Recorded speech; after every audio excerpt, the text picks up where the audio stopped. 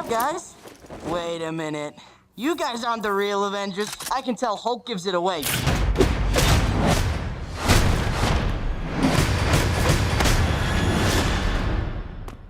Oh, that was awesome. Finally! The Spider-Man has returned to the MCU!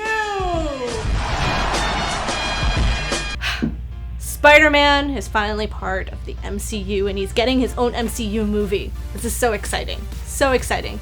It's gonna go very well. I love this new actor. He was totally solid. He held his own against the ensemble cast of Civil War.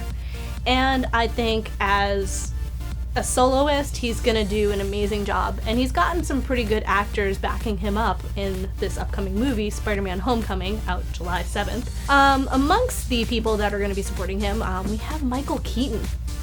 Michael Keaton is the Vulture. And it's gonna be good. It's an interesting villain to bring into it. You know, he kind of has a more of an interesting backstory, and Michael Keaton's gonna pull it off.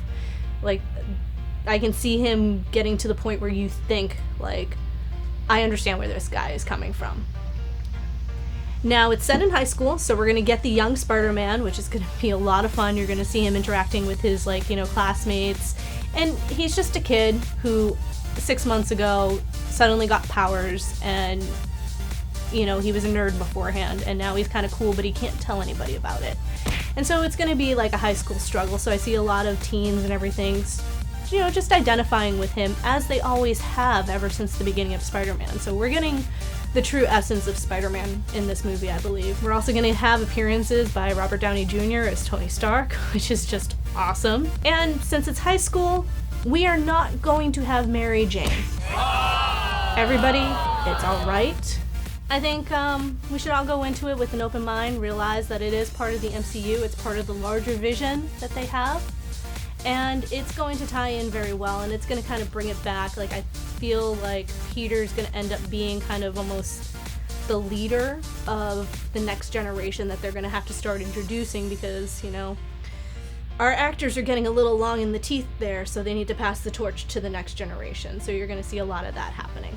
Speaking of actors and their ages, I'm going to take a moment to talk about Aunt May, because, okay, hold on. Marvel, look at me. Come closer. You coming in? Or are you looking at me? Do you see me? Okay. You have a golden opportunity right now. You do. You have Marissa Tomei as Aunt May. And the only reason to bring in a woman that looks so amazing, even though she is, yes, indeed old enough to be this Peter Parker's older aunt, she is still beautiful, svelte, and you can totally throw her into a SHIELD costume.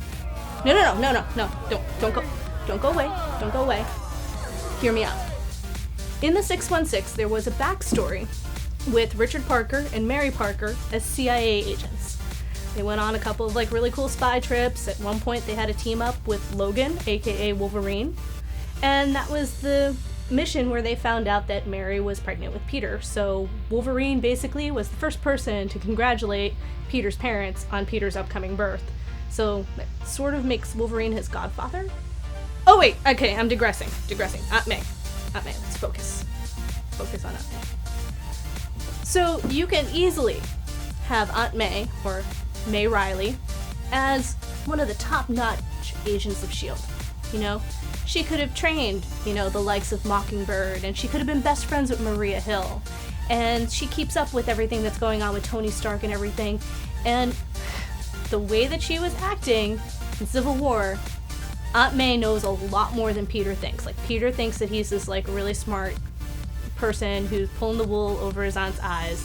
Just like all teenagers think that they know that they're getting away with shit. He's not getting away with shit. Aunt May knows. Aunt May is a former spy. Aunt May has this on lock.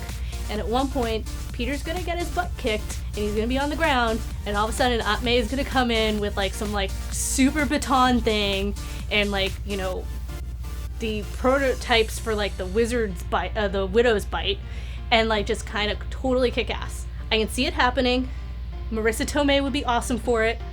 Marvel, listen to me. Listen to me, you can do this. I believe in you. Let Aunt May be an agent of S.H.I.E.L.D.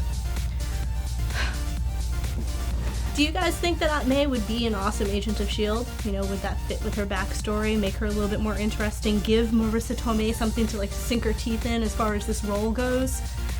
So, any questions, comments, suggestions that you have, please put them in the comments section. I'm Jacki Caligo, I'm with Geeks in the City. That was an awkward kiss. That one was better. So, it's Jacki Caligo.